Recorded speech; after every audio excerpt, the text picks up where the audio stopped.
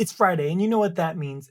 It's time for another short-term review. And this time we have one of the tallest small form factor horizontal handhelds that I've used in quite some time. But this just might be the most unexpectedly delightful handheld I've tested in a little while.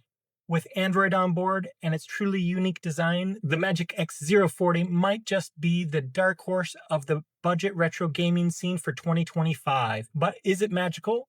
As I pondered in my unboxing video's thumbnail, let's find out right after this.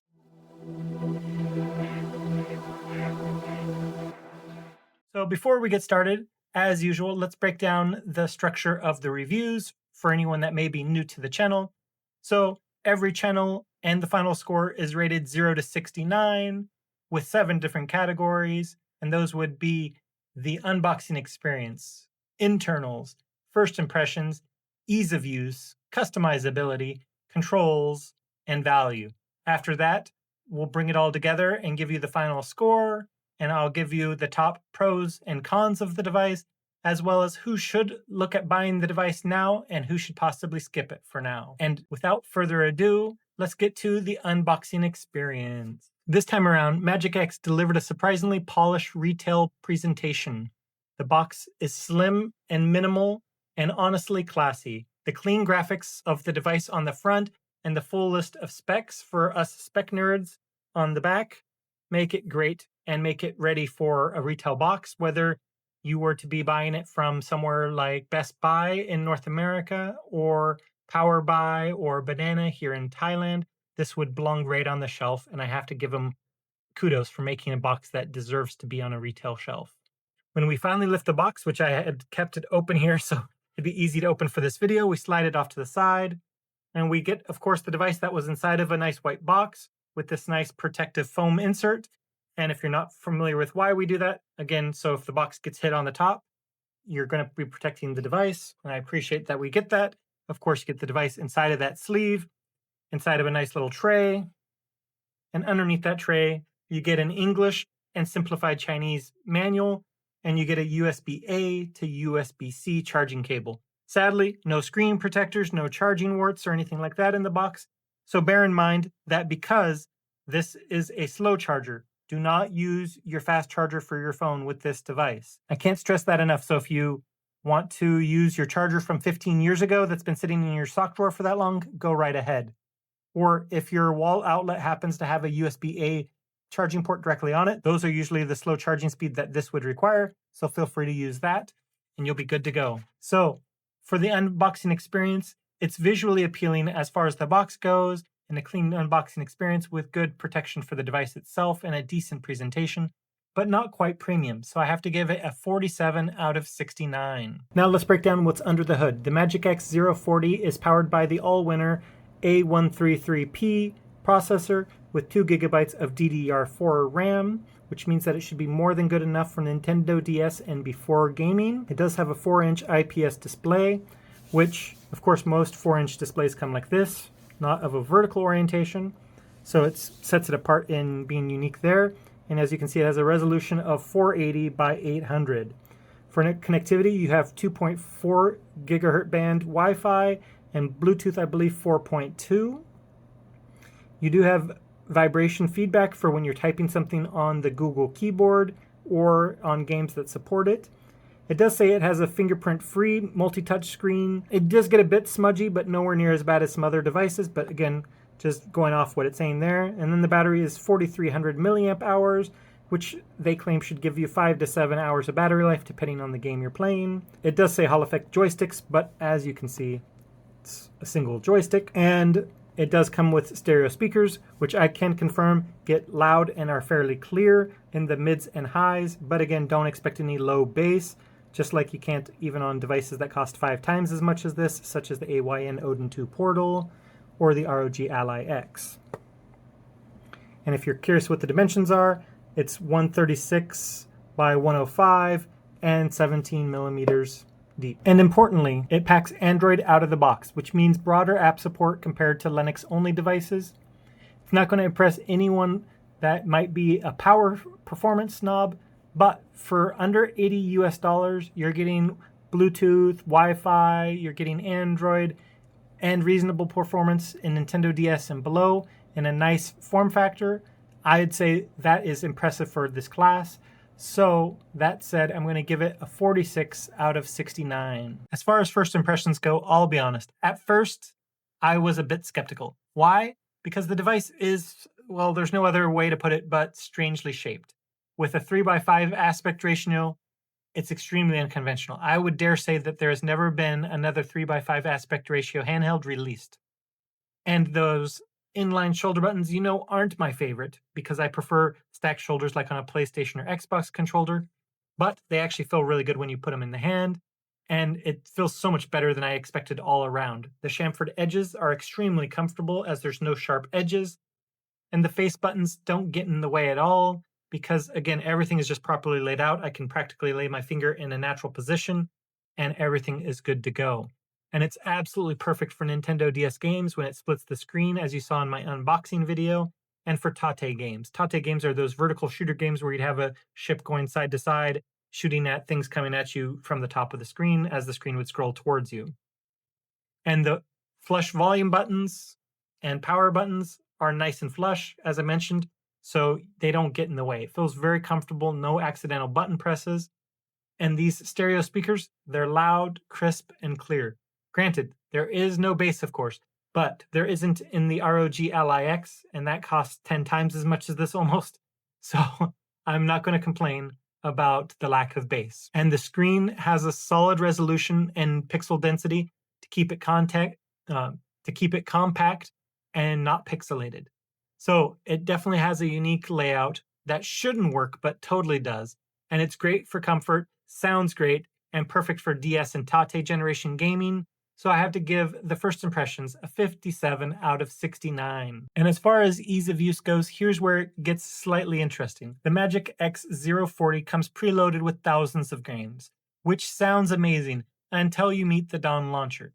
It's serviceable, but not nearly as intuitive as something like Emulation Station Desktop Edition, ESDE, or even a lot of those custom Linux front ends like MinUI. Navigating ROMs and emulators takes a little bit of getting used to. If you saw my unboxing video, you would see what I mean. Exiting games, especially with Drastic for DS, can feel a little awkward at first, but once you get the hang of it, it's very usable.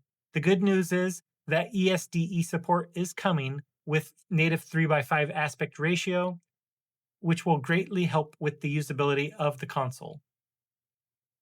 So while it may not quite be completely beginner friendly out of the box, but you get the familiarity of Android and you get future ESDE support. So I have to give the ease of use score a 43 out of 69. Now, as far as customizability, this is where things get a bit sad, but also then redemptive.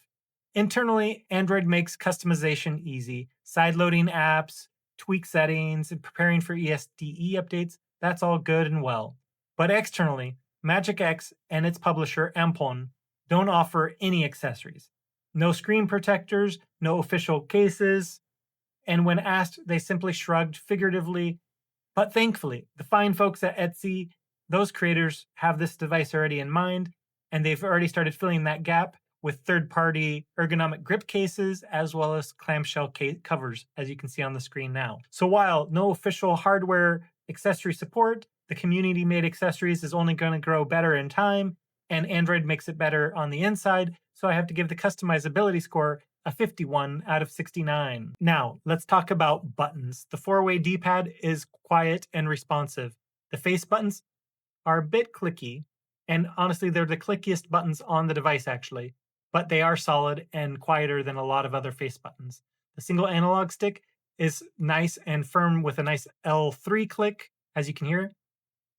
And while you only get inline shoulder buttons, they're not stacked, as I mentioned, but they're very usable and they feel very natural when you're holding them, since the R2, L2 is slightly raised over the L1 and R1 buttons. And the G button that MagicX is famous for, and the start and select buttons are quiet and feel actually quite premium this time around.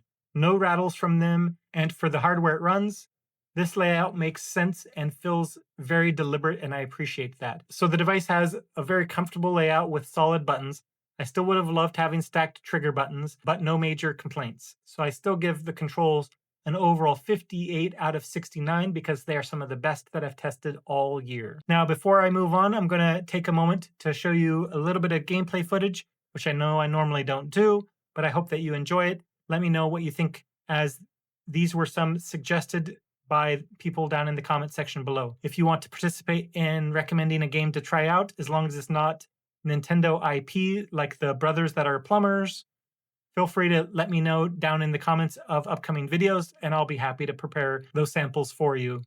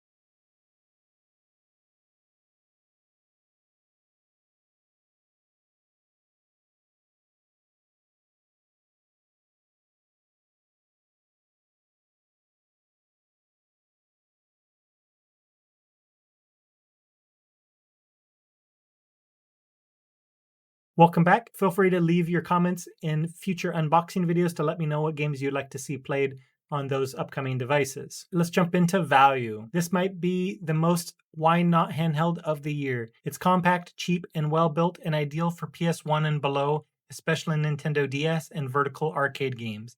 Add to it that you get the flexibility of Android with Wi-Fi out of the box for light web browsing and wide emulation support. Sure, you're not getting a powerhouse, but for casual gaming on the go or reliving classics in style, this is a fantastic impulse buy. In a class of its own for a price to performance ratio and quirky design, I have to give it a highly lovable 51 out of 69 score. So let's put it all together and tally up the score. For unboxing, we got 47, internals 46, first impressions 57, ease of use 43, customizability 51, controls 58, and for value, we got 51, which gives us a final score of 50 out of 69. It's an impressively weird and wonderful device that dares to be different and pulls it off better than I could have hoped. Now let's start breaking down the pros and cons of the device. It has a truly unique and ergonomic layout for a vertical handheld, as it acts more like a horizontal handheld in a lot of different ways, with comfortable controls and an excellent D-pad to make it a joy to play on. It runs Android and includes Wi-Fi and Bluetooth out of the box. It has amazing Nintendo DS and Tate style play, along with other games, just albeit with a much smaller screen.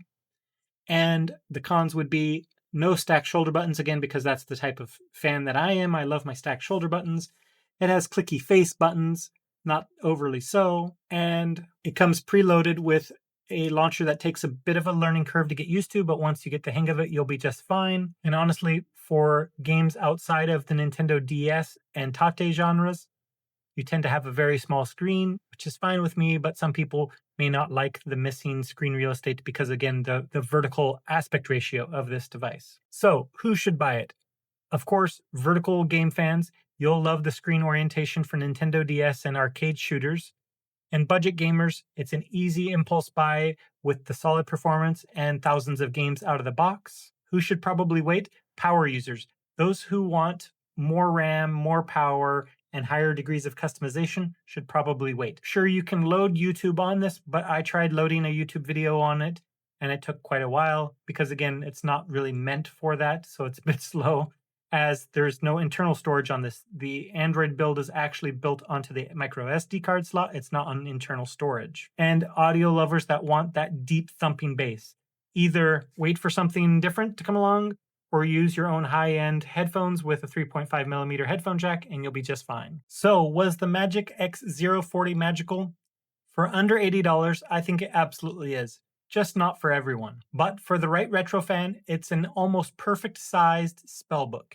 Thanks for watching, and don't forget to like, sub, and I'll catch you in the next one. And until next time, this has been P. Nick.